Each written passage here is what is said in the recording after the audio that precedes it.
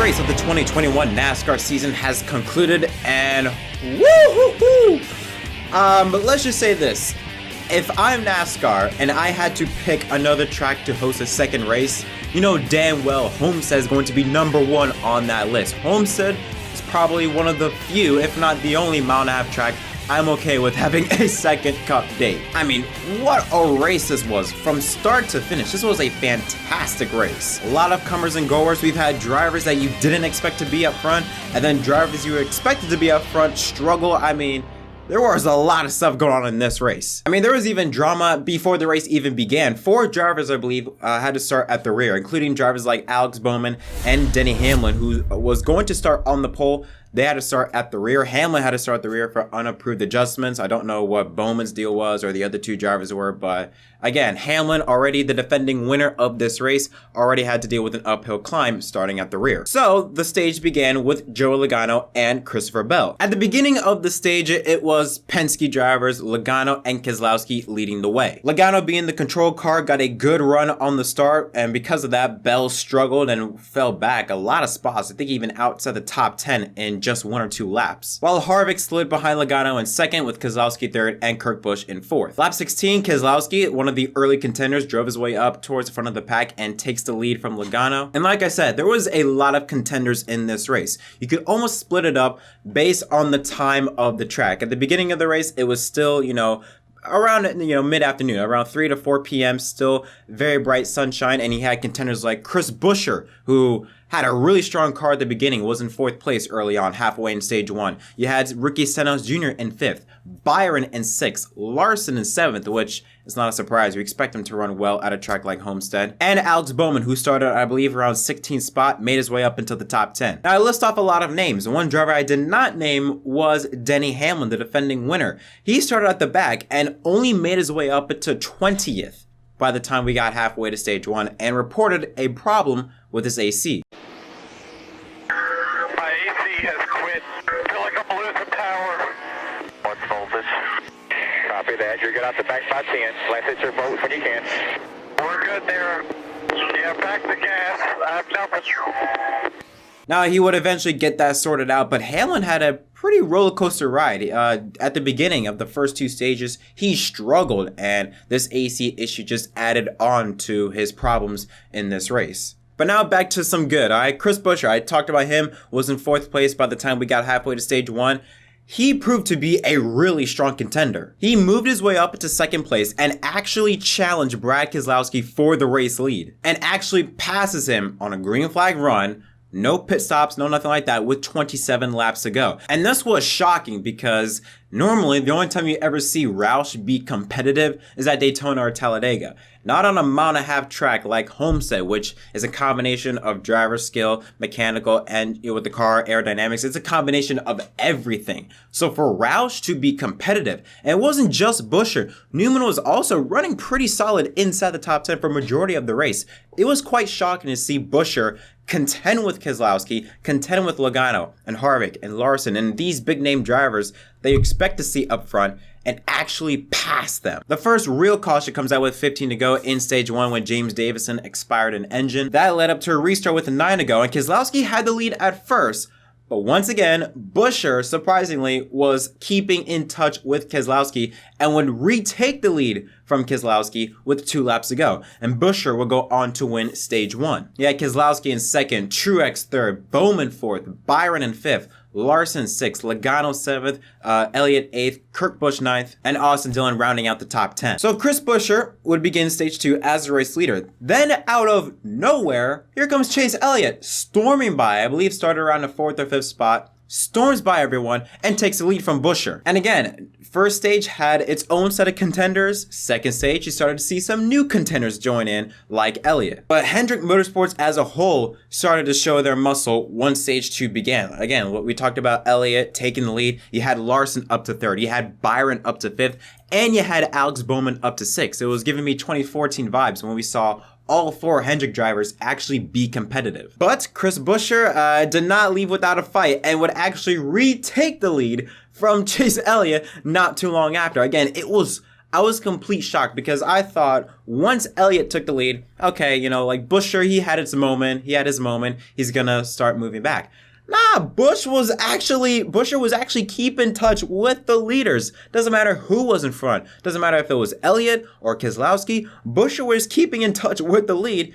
And like I said, would take the lead back from Elliott not too long after. So now we start to get into this long green flag run, which was expected for a track like Homestead and with this 550 horsepower package. Buescher was leading, but one driver a lot of people had their eyes on there was two drivers, both from the JGR camp, Denny Hamlin and Martin Truex Jr. Hamlin, who had that AC trouble, looks like they had that sorted out, and slowly was making his way up towards the front and would actually be in the top 10 for the first time, I think, so far in the race, halfway in stage 2. He would actually move into 7th place. Meanwhile, his teammate, Martin Truex Jr., he was the guy to beat, at least based on his speed. He was the fastest car on the racetrack and was just eating away at Buescher's lead once he made his way up to second. And Truex would end up taking the lead from Buescher sometime around, in the middle part of that long green flag run in stage 2. After that, not really much happened. Green flag pit stops took place, but nothing much came from it. There was this one scary moment off of 4 with Elliott, who slid up right in front of Keselowski and nearly lost it. That's 2 weeks in a row. Elliott made an incredible save last week at the Daytona road course when he was literally just the back end was just all over the place in the grass, and another save here today. Nearly caught up 2 cars in the mess, Keselowski and another driver. Like I said, this race had a lot of new contenders, people we didn't expect up front, and drivers that we did expect to be up front were struggling. RCR was another perfect example. Austin Dillon, up to this point in this long green flag run, was running in the top 5 and 5th place. Meanwhile, his teammate Tyler Reddick, who ran really good in the Xfinity race last year, and we know how strong he can run at Homestead, him finishing 3rd last year. At that time, he was still in 22nd place. He was nearly about to be lapped by Martin Truex Jr., I believe. So he was struggling really bad. But obviously, if you watch the race later on, Reddick would eventually get back rolling. Caution comes out with 7 laps to go, and Corey LaJoie blew in an engine that set up a restart with teammates Denny Hamlin and Martin Truex Jr. And restarting with a 1-lap shootout, Denny Hamlin and Truex entered turns 3 and 4 side by side. Hamlin, he had a run on Truex, but slides up in front of Truex. That causes both of them to lose speed. And here comes cheeky little Willie B on the inside, takes the lead, and steals the stage 2 win from both Hamlin and Truex. So William Byron wins stage 2. 2nd place is Denny Hamlin. 3rd, Kurt Busch. 4th, Martin Truex Jr. 5th, Kyle Larson. 6th, Chris Buescher. 7th, Kevin Harvick. 8th, Ryan Blaney. 9th, Alex Bowman. And Brad Keselowski rounds out the top 10. Now, stage 1 was bright in the sun. Stage 2, we start to get into, to dusk. And when stage 3 began, we were nearly, I guess you could say nearly to about darkness. And again, stage 3 had its own set of new contenders, specifically William Byron. Now, that stage 2, around near the second half of stage 2, where we really saw Byron come to life. Began at stage 3, out in front, Hamlin slid behind him in 2nd. Truex, who was in contention for the stage 2 win, had to restart back in 16th spot because of pit stops. But it didn't take long. When a track like Homestead, it just eats away at the tires, and when you're on new tires, you're basically God for a few laps. And in just 2 or 3 laps, he went from 16th already up to 4th and already had his sight on the leaders. But then everything will just start to settle down. We get into a very long green flag run up until 70 laps to go when the caution comes out between Eric Almirola and Ryan Blaney. Almirola just slides up in front of Blaney. It was a very bad move. I know he was trying to pull a slide job move on Blaney for position, but clearly did not work, and both of them suffered damage. Hamlin, who again was in 2nd or 3rd by the time this caution came out, pit stops, and in typical Hamlin fashion, he speeds on pit road. So instead of Hamlin starting up front, we restart with 60 laps to go, this time with Truex and Kyle Larson. But not that far behind was Willie B, who started in 4th place and quickly charged his way up through the field and takes the lead from Martin Truex Jr. not too long after the restart. But it's very important that we should point out that around this time, we had a feeling that Truex was going to take over. Byron's car really showed a lot of short run speed, while Truex took over in the long run. So a lot of us expected, if we get into a long green flag run, Truex would just take the lead right back from Byron. Now, like I said, stage 3 had its own set of contenders. This time when stage 3 began, when it became dark, you had Byron, like I said, he started to come to life near the end of stage 2. But now you had Cole Custer up in the top 5. When The entire race beforehand, he was outside like the top 15 almost. Harvick, who struggled, he started out all right at stage 1, but then sort of fell back. He's now all of a sudden back inside the top 10 and 6. Michael McDowell, who we hadn't talked about all race long almost. He's back inside the top 10. Kyle Busch, who struggled to stay in the top 15 the entire race, he's in 9th. Meanwhile, while those drivers were starting to charge forward, drivers like Chris Buescher, Chase Elliott, Austin Dillon, and Joey Logano, they fell back, especially Buescher. On the restart, he was around 6th or 7th place, fell off like a rock to outside the top 15 and was never to be heard from ever again. Same thing with Elliott, Dillon, and Logano. They were all up front, and then when stage 3 began, they were nowhere to be seen. Kurt Busch, who was one of the fastest, if not the most consistent at least, car the entire day, was running in 4th place and was one of the fastest cars on the racetrack and was actually chopping away at Byron's lead. He reported a vibration. It ended up being a left front wheel being loose, and he would have to pit with 39 laps to go. It was getting so bad, which was a tough break for Kurt because, again, like I said, he had one of the fastest cars that entire day. So it sucked for him to see that type of incident happen, but hey, that's racing. 30 to go. The Penske brothers of Keselowski and Logano would pit. I don't know what the plan was. Either, banking on a caution so that they would have the advantage, or maybe them pitting will sort of force other drivers to pit because, again, tires are so crucial at a track like Homestead. Maybe they were hoping that, them pitting would lead to other drivers joining with them. That did not happen. And again, nothing real much happened after that. There was a small little moment we had with Tyler Reddick. Like I said, he was trashed the entire race. But once it became dark, we started to see Reddick come to life. And was the fastest car on the racetrack against drivers that did not pit for tires. He was just running inches from that wall. You could say he was running the Larson line almost, if not even closer to the wall, and was just chopping away at Byron's lead by 3/10 every lap.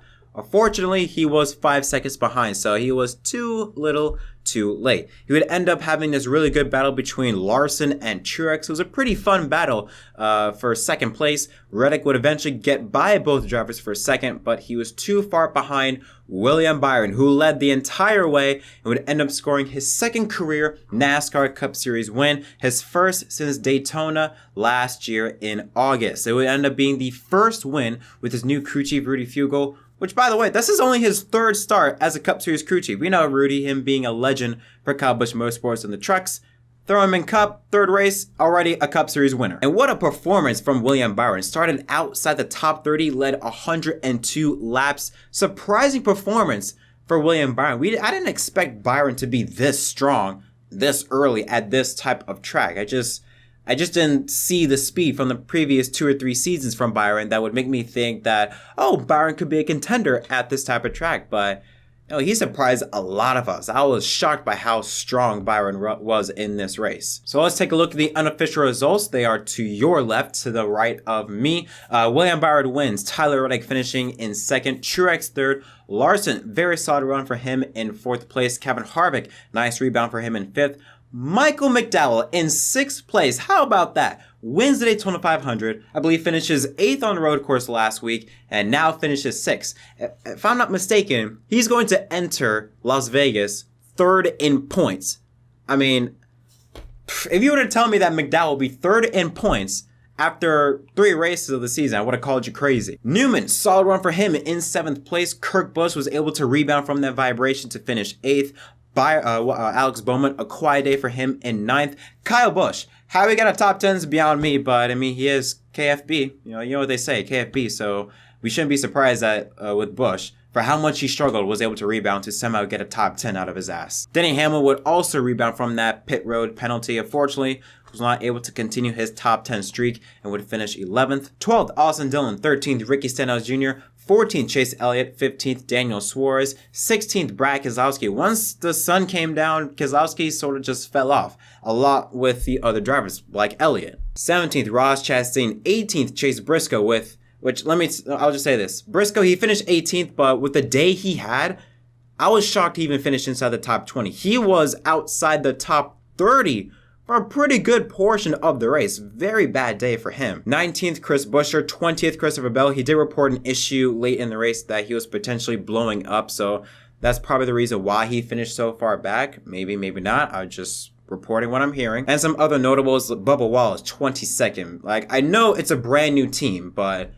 man, 22nd. I mean, even Daniel Suarez, he's in a brand new team and he finished top 15. Wallace struggled outside the top 20. Custer, 23rd. Again, stage 2 or so, or the beginning of stage 3, he was up in the top 5.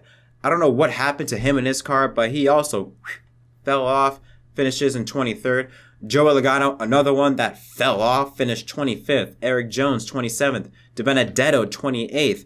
Ryan Blaney, 29th, and Eric Almirola, 30th. Those two were involved in that crash, I believe, late in stage number 2. So, overall, my thoughts on this race. I loved it. Loved it, loved it, loved it, loved it. Again, if I had to pick 1.5-mile track to host 2 races, it would be Homestead. It is perfect. Even with this 550 horsepower package, it was such a fun race. Again, every stage had its own set of contenders, had its own set of drivers to watch out for.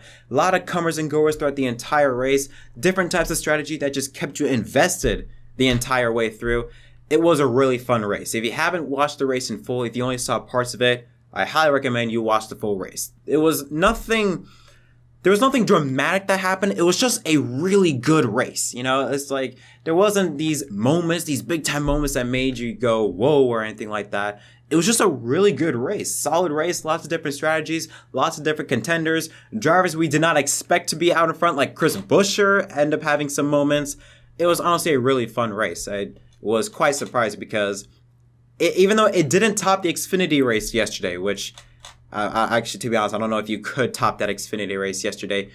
The Cup race today did put up a good fight because it was a really, really good race. Overall, I don't know what rating to give. Maybe 8, 9 out of 10. Again, it was just a really, really solid race. So yeah, congratulations to Willie B becoming the third different winner of 2021 and scoring his 2nd career win. How about this to start off 2021?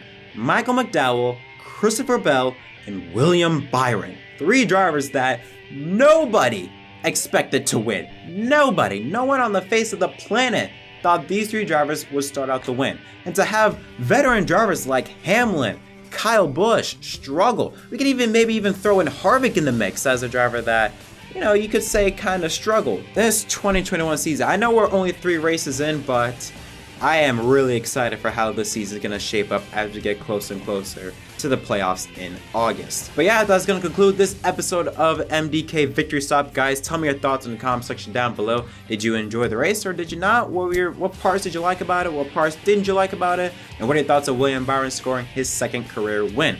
But until next time, my name is Jack Krause from MDK, and I'll see you guys next time.